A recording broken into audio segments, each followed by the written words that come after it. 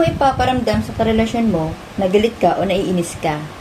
Siyempre, tahimik lang ako at iparamdam ko sa kanya, nagalit ako at kailangan niya akong lambingin agad.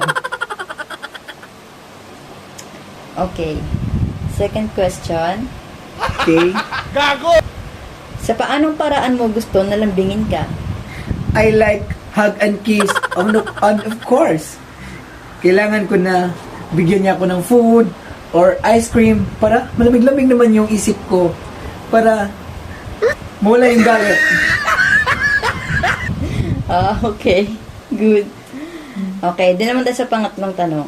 Yes. I'm excited. Pag may period ka, tapos bigla kayo nag-away ng boyfriend mo, anong madalas na nararamdaman mo?